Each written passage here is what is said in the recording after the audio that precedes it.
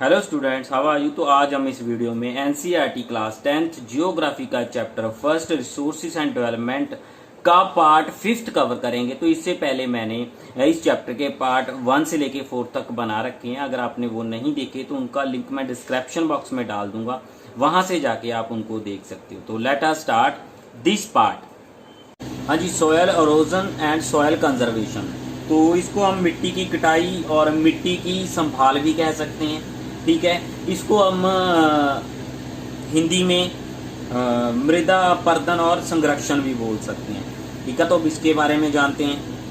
The denudation of the soil cover and subsequent washing down is describe as soil erosion. हाँ जी, मिट्टी के कटाव, ठीक है, मिट्टी के कटाव और उसके बहाव की जो प्रक्रिया को हम क्या बोलते हैं, सॉयल एरोजन बोलते हैं, ठीक है। उसको क्या बोलते हैं, मृदा अपरदन कह सकते हो। मिट्टी जो मृदा अपरदन होता है, मिट्टी का बहाव, ठीक है।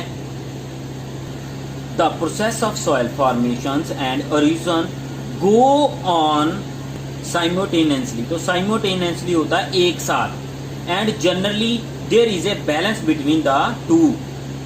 हाँ जी, कहता है कि मिट्टी के बनने और मिट्टी की कटाई की जो क्रियाएं होती है ना, आमतौर पर कहता साथ साथ चलती है और दोनों में संतुलन होता है, ठीक है। दोनों साथ साथ चलती है और दोनों में संतुलन होता है। Sometimes this balance is disturb due to the human activities like a deforestation हो गया, ओवर ग्रेजिंग हो गया, कंस्ट्रक्शन एंड माइनिंग एक्सेट्रा।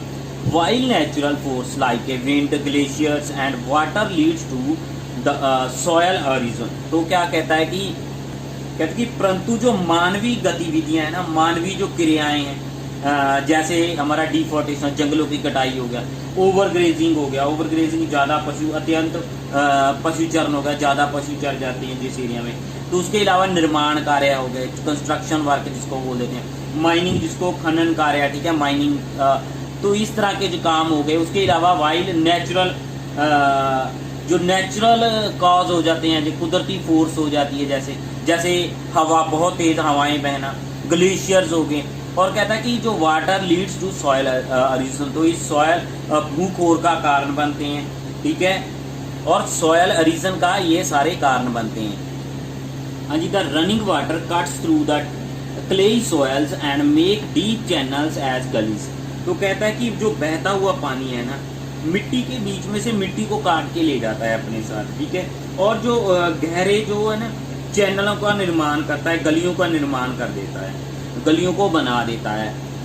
हाँ जी, देखिए तो ये गली रीजन है। कहता है कि जो बहता पानी होता है ना, जो मिट्टी को काट के अपने साथ ले जाता है, ठीक है, और गहरे चैनल, जो गहरे चैनल होते हैं ना, उनको गलियां बना देता है। तो ये देखिए इस तरह की गलियां बन जाती है उसके बीच में से, ठीक है। जो चैनल है उनको गलियों का निर्माण कर देता है, इस तरह की गलियां बना देता है बीच में।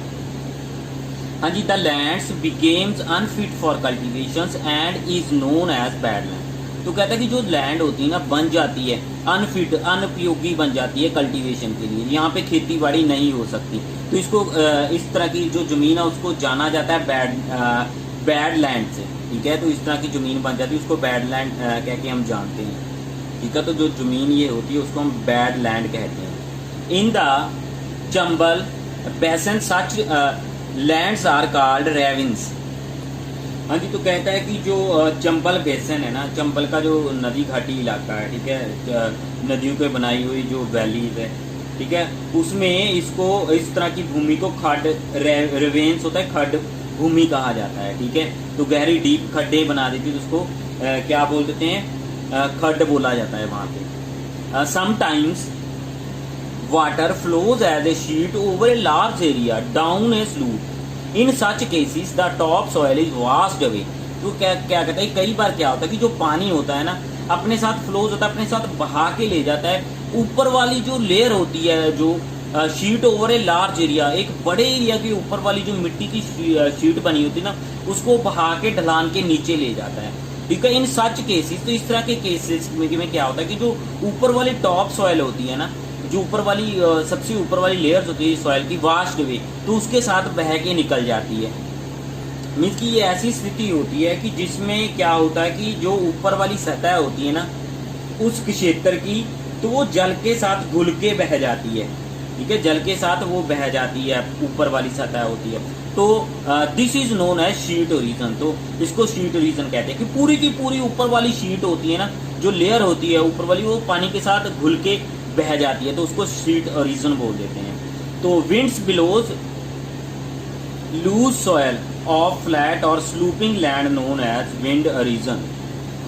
हाँ जी, तो कहता है कि जो हवा द्वारा, पवनों द्वारा मैदानों या ढलानों वाले क्षेत्र में से जो मिट्टी होती है ना उसको उड़ा के ले जाने की प्रक्रिया को हम क्या बोल देते हैं, उसको बोल देते हैं विंड ओरिजन बोल देते हैं। ठीक है, उसको क्या बोल देते हैं, विंड ओरिजन बोल देते हैं। तो soil erosion is also cause due to defective method of farming. तो सॉयल ओरिजन जो होती है, ठीक है, तो ये डिफेक्टिव मेथड जो होते हैं फार्मिंग के, उसके कारण भी हो जाती है। मीन्स हम कह सकते हैं खेती बाड़ी के जो गलत तरीके अपनाते हैं ना, उससे भी हो जाती है।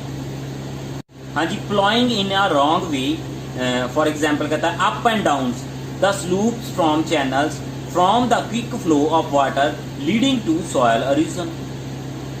हाँ जी, कहता है कि जो गलत ढंग से हल चलाना है ना, जैसे ढलान के ऊपर से नीचे को हल चलाते हो, तो इससे क्या होता है कि उसमें ना नालियां सी बन जाती है उसके बीच में से, तो जिससे अंदर से बहाव से ना पानी आसानी से जो मिट्टी है उसका कटाव करता है अपने साथ। मीन्स कि ऐसे अगर ढलान है ऊपर से नीचे को, हम ऊपर से नीचे को इस तरह बना के उसके खेत जोतने की कोशिश करेंगे, तो ऊपर से जो बारिश आएगी वो अपने साथ सारे का सारा पानी अपने साथ जो मिट्टी को अपने साथ बहा के ले जाएगा। तो ये भी कहता है इसका कारण है।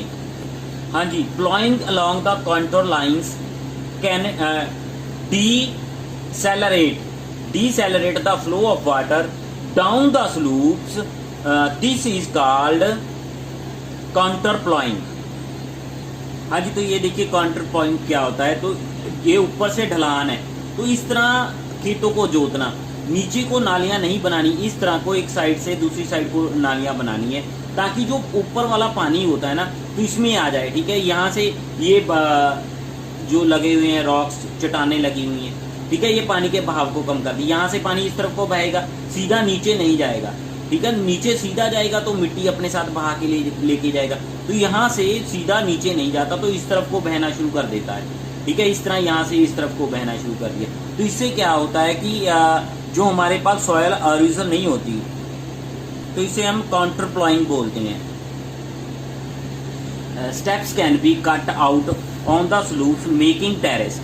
तो कहता है कि स्टेप्स को काट के ना स्लूप के ऊपर, ढलान के ऊपर टेरेस बनाए जा सकते हैं। Terrace cultivation restricts erosion. हाँ जी, तो कहता है कि ये जो रिस्ट्रिक्ट करती है ओरिजन को, जो टेरेस कल्टीवेशन होती है उसको रोकती है। मीन्स कि जो हमारी सॉयल ओरिजन होती है उसको रोकती है। हाँ जी, तो ये होती है टेरेस फार्मिंग। ये ढलान है ना, स्लूप है, तो उसके ऊपर इस तरह बना के ना, टेरेस बना के इतनी जगह सेव कर ली, तो पानी ऊपर से आएगा, यहाँ पे रुक जाएगा, यहाँ से आएगा फिर यहाँ पे रुकेगा, फिर यहाँ पे रुकेगा। ये कैसा होता है कि इसके साथ मिट्टी नहीं अपने साथ बहा के लेके जाता। ठीक है, तो इसको टेरेस फार्मिंग बोल देते हैं। तो ये जो भू पर्दन होता है ना उसको रोकती है। हाँ जी, the western and the central Himalaya है वेल डेवलप्ड टेरेस फार्मिंग। तो कहता है कि वेस्टर्न और जो सेंट्रल हिमालय में, तो वहाँ पे बहुत अच्छे से डेवलप्ड टेरेस फार्मिंग होती है। हाँ जी, large field can be divided into stripes. तो लार्ज बड़े जो खेत होते हैं उनको स्ट्राइप्स में डिवाइड कर लिया जाता है। Stripes of grass are left to grow between the crops. This break up the force of winds. This method is known as stripe cropping. हाँ जी, कहता है कि जो बड़े खेत होते हैं ना, बड़े खेतों में पट्टियों में बांट लिया जाता है, स्ट्राइप्स में बांट लिया जाता है। हाँ जी, तो ये देखिए ये बड़े खेत हैं, तो कहता है कि इसको स्ट्राइप्स में बांट लिया जाता है। ये स्ट्राइप्स लगा दी है, ठीक है, इसमें बांट लिया जाता है। फसलों के बीच में घास की पट्टियाँ उगा दी जाती है। तो यहाँ पे फसल उगाएंगे तो यहाँ पे घास की पट्टियाँ उगा दी जाती है, ग्रीन वाली दिखाई दे रही हैं, घास की पट्टियाँ उगा दी जाती है। तो ये ना घास की जो पट्टियाँ बीच में लगाती है, ये पवन जो होती है, जो हवाएं बहुत तेज़ी से चलती है, तो उनका जो फोर्स होती है ना उसको कम कर देती है, कमज़ोर कर देती है। तो इस तरीके से जो पट्टी नुमा जो खेती की जाती है उसको स्ट्राइप्स फार्मिंग बोलते हैं। ठीक है। तो जो हवा होती है ना उसकी जो फोर्स को कम कर देती है ताकि वो अपने साथ मिट्टी को बहा के ना लेके जाए। तो इस तरह की जो फार्मिंग की जाती है उसको क्या बोलते हैं, स्ट्राइप फार्मिंग बोलते हैं। हाँ जी, planting lines of trees to create a shelter and work in a similar ways. Rows of such trees are called shelter belt. These shelter belt have contributed significantly to the stabilizations of the sand dunes and in stabilizing the desert in the western India. हाँ जी, कहता है कि जो पेड़ों को कतार में लगा के शेल्टर बेल्ट बना दी जाती है, ठीक है। तो क्या करता है कि पेड़ों को साथ साथ में लगा दिया जाता है, तो इससे एक शेल्टर बेल्ट बनाई जाती है। तो इस तरह ये एक रक्षा पट्टी बना दी जाती है, जो उसका काम भी होता है कि जो फोर्स आती है ना, हवा की जो फोर्स आती है, ठीक है, तो उसको कम करना होता है। तो ये भी जो हवा की जो गति होती है उसको कम करती है। तो कहते हैं कि इस प्रकार की जो पट्टियाँ हैं ना, रक्षा पट्टियों का पश्चिमी भारत में, जो पश्चिम की तरफ भारत आ जाता है, में रेत के टीले होते हैं जो सैंड ड्यून्स जिनको बोल देते हैं, स्थानीकरण में महत्वपूर्ण योगदान रहा है। मीन्स की रेत के टीले होते हैं ना, एक जगह से दूसरी जगह तक हवा उनको क्या कर देती है, शिफ्ट कर देती है। तो जब ये बेल्ट लग जाती है तो फिर हवा उस टीलों को उठा के दूसरी जगह पर शिफ्ट नहीं कर पाती। तो इस तरह स्टेबलाइजेशन में इस जो शेल्टर बेल्ट ने अपना योगदान दिया है कि जो मिट्टी है वहाँ के वहीं रह जाती है, तो वो एक जगह से दूसरी जगह शिफ्ट नहीं होती। हाँ जी, तो ये शेल्टर बेल्ट है, इस तरह शेल्टर बेल्ट बना दी जाती है, ठीक है। तो इस तरह जो ट्रीज होते हैं उनको एक रो में लगा दिया जाता है कि हवा की फोर्स आती है तो उसको ये कम कर देती है। तो वो वहाँ पे जो मिट्टी होती है, ठीक है, जो रेत होती है उसको अपने साथ बहा के नहीं लेके जाती। स्टेट्स ऑफ इंडियाज इन्वायरमेंट, की भारत में पर्यावरण की जो दशा है उसके बारे में। तो कहते हैं कि द विलेज ऑफ सुखो माजरी, ठीक है, सुखो माजरी गांव and the district of Jhabua have shown that it is possible to reserve land degradations। तो कहता है कि सुखो मजारी जो गांव है ना, डबुआ जिले में है, ने ये कर दिखाया है कि जो भूमि के निम्नीकरण की प्रक्रिया है तो उसको पलटा जा सकता है, ठीक है, कि उसको पलटा जा सकता है, इन्होंने करके दिखाया है। हाँ जी, कहता है कि ट्री डेंसिटी इन सुखो माजरी में जो वृक्षों की डेंसिटी थी ना, increase from 30 per hectare in 1976 to 1272 per hectare in 1992। तो क्या था कि जो सुखो माजरी में जो वृक्षों का घनत्व था ना, वो 1976 में 13% हेक्टेयर था, जो कि 1992 में बढ़कर 1275 हेक्टेयर हो गया। तो इतने ही बढ़ोतरी करके इन्होंने दिखा दिया कि इसको बढ़ाया जा सकता है, इन्होंने करके दिखाया। हाँ जी, regeneration of environment leads to economic well-being as a result of greater resources availabilities, improved agriculture and animal care and consequently increased incomes.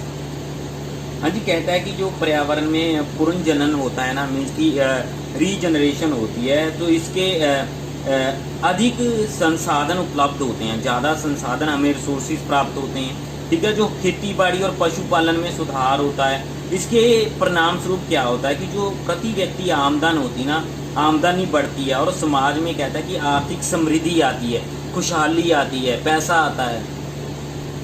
हाँ जी, कहता है कि average annual house hold income in सुखी माजरी ranged from 1,000 to 15,000 between 1979 and 1984। हाँ जी, कहता है कि जो सुखो माजरी गांव में 1979 और 1984 के बीच में जो परिवारों की जो औसतन वार्षिक आमदनी थी ना, वो 10,000 से 15,000 रुपये थी। कितनी वार्षिक आमदनी? 10,000 से 15,000 रुपये थी। People's management is essential for ecological restorations। हाँ जी, कहता है कि जो पर्यावरण में पुनर्स्थापना के लिए तो लोगों के द्वारा इसका प्रतिबंधन आवश्यक है। हाँ जी, कहता है कि with peoples being made the decision makers by Madhya Pradesh government 2.9 million hectares or about 1% of India's land area are being greened across the state through watershed management। तो कहता है कि मध्य प्रदेश की जो सरकार ने ना लोगों को स्वयं फैसला लेने का अधिकार दिया, और वह जो प्रदेश की जो 29 लाख जो हेक्टेयर भूमि थी ना, भारत का लगभग 1% क्षेत्रफल जो जल विभाजक प्रबंधन द्वारा हरा भरा बना रहे हैं। ठीक है, तो जल का विभाजन इस तरह करके उस सभी एरिया को हरा भरा बना रहे हैं वो। हाँ जी, तो इसी के साथ जो हमारा ये चैप्टर कंप्लीट होता है, तो कुछ इंपॉर्टेंट टर्म्स है जल्दी से वो कवर कर लेते हैं। हाँ जी, तो सबसे पहले एफोर्टेशन आ गया हमारा। हाँ जी, तो एफोर्टेशन क्या होता है? एफोर्टेशन मीन्स प्लांटिंग ट्रीज, तो मीनिंग की प्लांट लगाना। ठीक है, और बैड लैंड क्या होती है? It is land which is unsuitable for cultivation, तो वह ज़मीन होती है जो सूटेबल नहीं होती, जहाँ पे हम खेती बाड़ी नहीं कर सकते। तो mainly soil erosion convert a fertile land into a bad land. हाँ जी, कहता है कि जो मुख्य रूप में मिट्टी का सॉयल रीजन, मिट्टी का कटाव होता है, जो उपजाऊ जमीन होती है, ठीक है, फर्टाइल जमीन को अनफर्टाइल जो बैड लैंड में बदल देता है, बैड जमीन में बदल देता है। तो फैलो लैंड क्या होती है? इट इज़ कल्टिएबल्स लैंड, वह जमीन होती है जिसके ऊपर हम खेती बाड़ी कर सकते हैं। विच इज अनक्रोप्ड और पार्टली क्रोप्ड फॉर वन और more season so that it can gain it's fertility. तो वह जमीन होती है जिसको अनक्रोप्ड मीन्स कि जिसके ऊपर क्रोप नहीं उगाई जाती, और कुछ समय के लिए इसको छोड़ दिया जाता है ताकि ये जो अपनी फर्टिलिटी है ना, अपनी जो उत्पादन शक्ति है उसको दोबारा से प्राप्त कर ले, उपजाऊ शक्ति जो है ना अपनी, उसको दोबारा से प्राप्त करते। तो गली रीजन आ गया हमारा। Gully erosion take place when running water cut deep ravines in the absence of vegetation, this type of reason make the soil unfit for cultivation। तो गली रीजन क्या होता है कि ये तब होती है जब ऊपर से बहता हुआ रनिंग वाटर होता है ना, अपने साथ कट करके ले जाता है। ठीक है, डीप रेवेंस होता है खड्डे बनाना। ठीक है, तो अपने साथ मिट्टी को बहा के ले जाता है, तो ऊपर जो गहरी खाइयाँ सी बना जाता है। ठीक है, तो इस तरह की जो बनने से ना मिट्टी जो होती है ना, ये वाली तो सॉयल रीजन होने के कारण ये जो मिट्टी होती है ना, तो उसमें कुछ ग्रो नहीं कर सकता, अनफिट हो जाती है कल्टीवेशन के लिए, खेती बाड़ी के लिए, क्योंकि उपजाऊ मिट्टी तो सारी पानी ऊपर से बहा के ले गया, ऊपर से खड्डे बना दी उसने, हमने पिक्चर में क्लियर किया था इसको। तो लैंड डिग्रेशन क्या होती है? लैंड डिग्रेशन होता है rendering the land unfit for cultivation is called digression of land. तो कहते कि भूमि को, जमीन को खेती के योग्य घोषित करना, ठीक है, योग्य घोषित करना लैंड डिग्रेशन कहलाता है। हाँ जी, तो रिवेंस क्या होता है कि narrow valley created by the action of running water. तो रिवेंस मैंने बताया था खड्डे से बना देता है, पानी अपने साथ बहा के लेके जाता है, तो नीचे ऊपर वाली मिट्टी को बहा के ले जाता है, खड्डे ऊपर बन के बना देता है। तो इससे क्या होता है? This is land which is unsuitable for cultivation, तो ड्यू टू सॉयल रीजन। तो सॉयल रीजन के कारण, ठीक है, भूखोर के कारण, अपने साथ मिट्टी बहाने के कारण ये जो एरिया होता है ना, ये वाला तो अनसूटेबल हो जाता है इसके लिए, कल्टीवेशन के लिए। तो यहाँ पे हम खेती बाड़ी नहीं कर सकते क्योंकि ऊपर वाला सारा जो उपजाऊ जमीन होती है अपने साथ ये बहा के ले जाता है पानी। तो सॉयल क्या आती है? The upper most layer of the earth crust, तो सबसे ऊपर वाली अर्थ की जो लेयर होती है, क्रस्ट जिसको बोलते हैं, which is loose fragmented and useful for growing plant is called the soil. हाँ जी, कहता है कि जो ढीली खड़ी होती है और यूजफुल होती है, जो ग्रोइंग प्लांट उगाने के लिए, पौधे उगाने के लिए जरूरी होती है। तो सॉयल रीजन हमने देख लिया था। The removal of soil by a force of natural particularly wind और वाटर। तो कहता है कि रिमूवल, ऊपर वाला हिस्सा सॉयल जो सॉयल का होता है उसको अपने फोर्स के साथ, ठीक है, पानी और हवा बहा के लेके जाती है, तो इसको हम सॉयल रीजन बोल देते हैं। अनकल्टेबल लैंड, तो ये कौन सी होती है? This land can not be use for cultivation because of several reason. तो बहुत सारे कारणों के कारण इसको हम खेती बाड़ी के लिए यूज नहीं कर पाते। तो शेल्टर बेल्ट क्या होती है? Row of trees which are planted in between the crops are known as shelter belt. तो रो ऑफ ट्री लगा दी जाती है क्रॉप जो प्लांट के बीच में से, ठीक है, प्लांट्स की row of trees which are planted between the crops, जो फसल उगाई जाती है उसके बीच में लगा दी जाती है, are known as shelter belt, तो उसको शेल्टर बेल्ट कहते हैं। जो हमने देखी थी पिक्चर भी देखी थी कि ये हवा की फोर्स को कम कर देती है। हाँ जी, net sown area, area sown once in a year is known as net sown area, means की वह क्षेत्र, वह जो साल में एक बार बोया जाता है, ठीक है, उसको नेट शोन एरिया बोल देते हैं। कि वो एरिया जो साल में एक बार जिसके ऊपर फसल उगाई जाती है तो वो नेट शोन एरिया में आ जाता है। तो ग्रॉस शोन एरिया तो क्या होता है, area sown more than once in agriculture year plus net sown area. तो इसमें क्या होता है कि साल में एक बार से अधिक जो बार बोया जाने वाला क्षेत्र होता है, जिसपे एक बार से ज्यादा बार खेती की जाती है, तो उसके अलावा इसमें जो नेट शोन एरिया, ठीक है, ये वाला ऊपर वाला एरिया भी प्लस हो जाता है, तो ये हमारा बन जाता है ग्रॉस शोन एरिया बन जाता है। तो आगे हम देखेंगे क्लासिफिकेशन ऑफ सॉयल्स।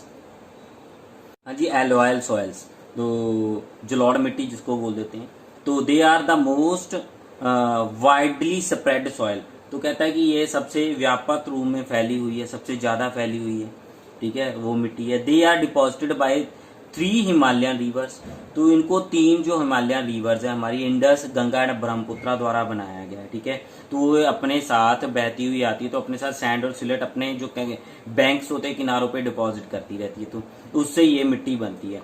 तो अकॉर्डिंग टू देयर एज, कहता है कि इसकी आयु के अनुसार they are classified as a bangars, old alluvial soil and khadar new alluvial soil. तो कहता है कि इनकी आयु के अनुसार इन्हें बांगड़ पुरानी जलोढ़ मिट्टी जो होती है और खादर जो नई जलोढ़ मिट्टी के रूप में वर्गीकृत किया गया है, मीन्स की बांटा गया है। तो they have various proportions of sand, silt and clay, तो कहता है कि इसके पास गाद, रेत, गाद और मिट्टी के अलग अलग तरह के अनुपात होता है, ठीक है, अलग अलग अनुपात होता है इसमें। तो एल्वाइल सॉइल में रेत भी होती है, गाद भी होती है और मिट्टी भी होती है, इनका अलग अलग अनुपात होता है। हाँ जी, they contains adequate proportions of potash, phosphoric acids and lime. हाँ जी, कहता है कि इसमें ना पोटाश हो गया, फॉस्फोरिक एसिड हो गया, और कहता है कि चूने का पर्याप्त अनुपात होता है, ठीक है, पर्याप्त अनुपात होता है इसमें इन तीनों का। हाँ जी, तो ब्लैक सॉयल, तो they are black in colour, तो कहता है कि ये काले रंग की होती है। तो आल्सो नोन एज रेगोर सॉयल, तो इसको दूसरा नाम जो है इसका रेगोर मिट्टी के नाम से भी ये जानी जाती है, ठीक है। तो याद रखना कि क्वेश्चन बना आ जाए रेगोर सॉयल कौन सी होती है, तो वो काली मिट्टी होती है, काली मिट्टी के बारे में आपने लिखना है। They are ideal for cotton cultivation, तो कहता है कि कपास की खेती के लिए आदर्श है, hence also known as black cotton soil, तो कहता है इसीलिए इसे काली कपास मिट्टी के रूप से भी जाना जाता है। तो they are clayey and rich in calcium carbonate, magnesium, potash and lime, तो कहता है कि ये मिट्टी कैल्शियम कार्बोनेट, मैग्नीशियम हो गया, पोटाश, और कहता है चूने से समृद्ध होती है, इनकी मात्रा इसमें बहुत ज्यादा होती है। They are poor in phosphoric content, तो याद रखना कि ये पुअर होती है, ठीक है, फास्फोरिक कंटेंट में, इसमें ये ज्यादा नहीं होता, फास्फोरिक कंटेंट होता है ना, ठीक है, इनकी मात्रा नहीं होती इसमें ज्यादा। तो they develop deep cracks during hot weather and became sticky when wet, तो कहता है कि वह गर्म मौसम के दौरान गहरी दरारें विकसित करते हैं। तो जब मौसम बहुत ज्यादा गर्म हो जाए तो इसमें बहुत गहरी दरारें बन जाती है, हमने पिक्चर के ऊपर देखा था। और कहता है गीले होने पर चिपचिपे हो जाती है, ठीक है, जब गीली हो जाती है ना तो ये चिपचिपी हो जाती है, इसके ऊपर ट्रैक्टर गुजरना मुश्किल हो जाता है, फिसलन हो जाती है बहुत ज्यादा, तो इसीलिए इसको पहले ही बो लिया जाता है। पहली बौछार आती है ना, थोड़ी सी जब बारिश होती है तभी इसको बोना शुरू कर दिया जाता है, इस पे खेती बाड़ी करना शुरू कर दिया जाता है, इसको जोतना शुरू कर दिया जाता है। हाँ जी, लैटराइट सॉइल, तो the term laterite has been derived from the Latin word later which means brick, तो कहता है कि जो लैटराइट शब्द है ना, ये लैटिन भाषा के शब्द लैटर से लिया गया है, जिसका मतलब होता है, लैटर्स बाद में होता है, जिसका मतलब होता है ब्रिक, ईट जिसको बोलते हैं। They develop an in area with high temperature and heavy rainfall, हाँ जी, कहता है कि ये उच्च तापमान और भारी जो वर्षा वाले क्षेत्र में विकसित होती है। उच्च तापमान हो जहाँ पे और भारी बारिश होती है तो वहां पे ये मिट्टी विकसित होती है। हाँ जी, they develop due to intense leaching cause by heavy rainfall. हाँ जी, तो कहता है कि ये भारी बारिश के कारण ना तो तीव्र लीचिंग प्रोसेस के कारण विकसित होती है। भारी बारिश के कारण जो तीव्र लीचिंग प्रक्रिया होती है ना उसके कारण ये विकसित होती है। हाँ जी, they are generally very acidic and deficient in plants nutrients. हाँ जी, कहता है कि ये आमतौर पे बहुत ही अम्लीय होती है, ठीक है, एसिडिक होती है, ठीक है, और कहता है कि पौधों के पोषक तत्वों की कमी होती है इसमें, ठीक है, पौधों के लिए जो पोषक तत्व चाहिए ना वो उसकी कमी होती है इसमें। हाँ जी, रेड एंड येलो सॉयल, तो they develop on crystalline igneous rock in the area of low rainfall. हाँ जी, कहता है कि ये कम वर्षा वाले क्षेत्र में क्रिस्टलीन जो अग्नि चट्टानें होती है ना उनके ऊपर विकसित होती है, उन पर ये विकसित होती है। हाँ जी, they are red in colour due to diffusions of iron in crystallines and metamorphic rocks. हाँ जी, ये ना क्रिस्टलीन और मेटामॉर्फिक जो चट्टानों में जो लोहे के प्रसार के कारण लाल रंग की होती है, मीन्स कि इनमें लोहा पाया जाता है तो इसके कारण ये लाल रंग की होती है। हाँ जी, the soil looks yellow when it occurs in hydrated form. हाँ जी, कहता है कि हाइड्रेटेड फॉर्म में होने पर ये मिट्टी जो है पीले रंग की दिखाई देती है। हाँ जी, रेड सॉयल, तो their colours varies from red to brown, तो कहता है कि इसका जो रंग होता है लाल से भूरे तक होता है, ठीक है। They are generally sandy in texture, तो टेक्सचर में जो है सैंडी होती है, ठीक है, रेतली होती है। एंड सैलाइन इन नेचर, तो नेचर में स्वभाव से ये कौन सी होती है, खारी होती है। They lack humus and moisture, तो कहता है कि इसमें जो नमी की जो मात्रा होती है ना, ह्यूमस की जो मॉइस्चर की मात्रा बहुत कम होती है, लैक होती है, कमी होती है इसमें इसकी। तो they become cultivables after proper irrigation, तो कहता है कि सही जो सिंचाई करने के बाद इसको कास्ट योग्य मीन्स कल्टिएबल्स खेती बाड़ी के योग्य बनाया जा सकता है या बना सकते हैं। हाँ जी, फॉरेस्ट सॉइल, तो आ गया they are found in hilly and mountainous area where adequate rain forest are availables, तो कहता है कि ये पहाड़ी और पहाड़ी इलाकों में पाई जाने वाली मिट्टी है जहाँ पे ना काफी जो बारिश होती है और वहां पे ज्यादा जंगल उपलब्ध होते हैं। तो जहाँ पे ज्यादा बारिश होती है और जहाँ पे ज्यादा जंगल उपलब्ध होते हैं वहां पे ये मिट्टी पाई जाती है। तो they are loamy and silty in valleys, तो वैली जब ये अपनी घाटी में होती है वहां पे लूमी और सिल्टी होती है।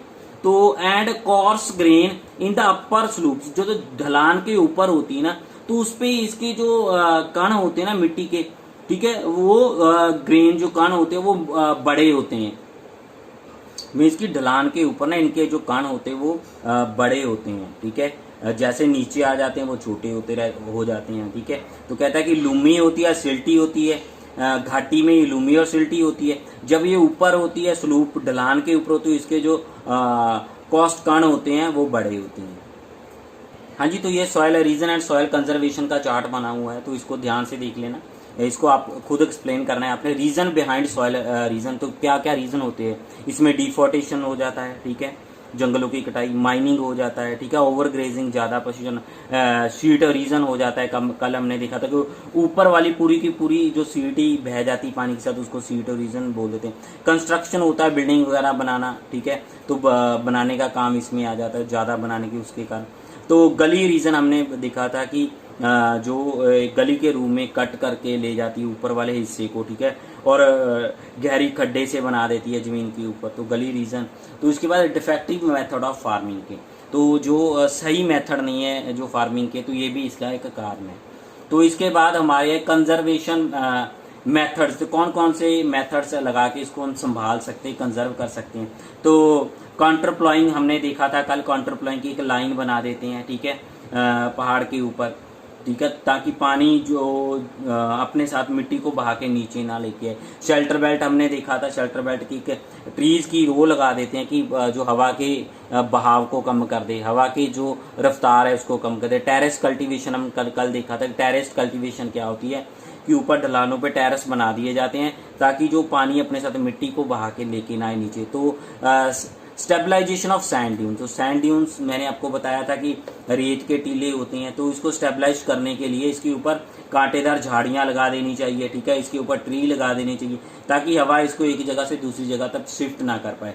तो उसके बाद स्ट्राइप्स क्रॉपिंग था। स्ट्राइप्स क्रॉपिंग क्या था कि घास की परत लगा देती है बीच में, ठीक है, तो फसल उगाने से पहले उसमें से घास की परत लगा देते ताकि हवा अपने साथ उस जगह एरिया की मिट्टी को बहा के ना लेके जाए। तो ये कुछ मेथड्स हैं, तो इन सभी को आपने अपने नोटबुक के ऊपर लिखना है और लर्न करना है। हाँ जी, तो इसी के साथ जो ये हमारा चैप्टर कंप्लीट होता है। तो वीडियो अच्छी लगी तो लाइक कर देना और चैनल को सब्सक्राइब कर देना। Thanks for watching this video.